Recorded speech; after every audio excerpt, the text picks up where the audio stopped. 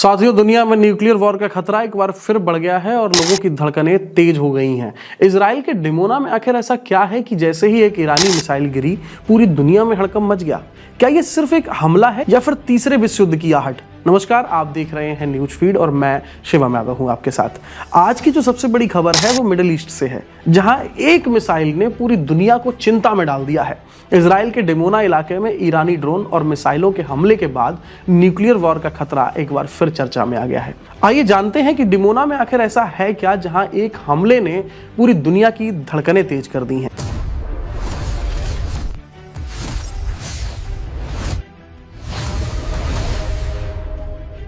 Middle east में तनाव अब चरम पर पहुंच चुका है।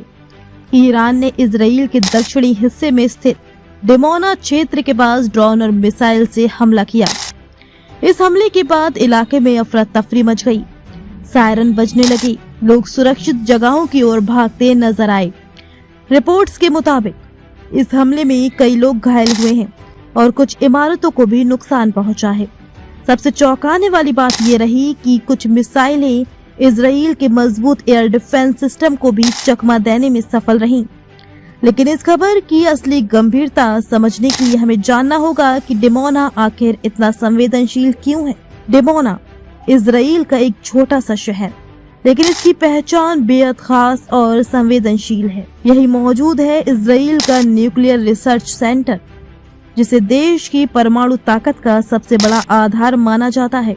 हालांकि इजराइल कभी भी आधिकारिक तौर पर अपने न्यूक्लियर हथियारों की पुष्टि नहीं करता, लेकिन अंतर्राष्ट्रीय स्तर पर माना जाता है कि इजराइल के पास परमाणु क्षमता मौजूद है। ऐसे में डिमोना सिर्फ एक शहर नहीं, बल्कि एक रणनीतिक और वैश्विक सुरक्षा का केंद्र है। अब सवाल ये उठता है, ईरान ने डिमोना को ही क्यों निशाना बनाया? विशेषज्ञों के मुताबिक यह हमला एक जवाबी कार्रवाई हो सकता है, क्योंकि हाल ही में ईरान के न्यूक्लियर ठिकानों पर भी हमले हुए थे, जिसके लिए ईरान ने इजराइल को जिम्मेदार ठहराया था। ऐसे में ये हमले सिर्फ एक सैन्य कार्रवाई नहीं, बल्कि एक रणनीतिक संदेश भी माना जा रहा है। इस घटना के बाद पूरी दुनिया में चिंता बढ़ गई है। विशेषज्ञों का मानना है कि अगर ये टकराव इसी तरह बढ़ता रहा तो ये एक बड़े युद्ध का रूप ले सकता है। सबसे बड़ा डर यही है कि कहीं ये संघर्ष न्यूक्लियर वॉर में न बदल जाए। हालांकि फिलहाल राहत की बात यह है कि डिमोना के न्यूक्लियर सेंटर को कोई नुकसान नहीं पहुंचा है, लेकिन अगर भविष्य में ऐसा कोई हमला सीधे इस केंद्र पर होता है तो इसके परिणाम बेहद गंभीर हो सकते हैं।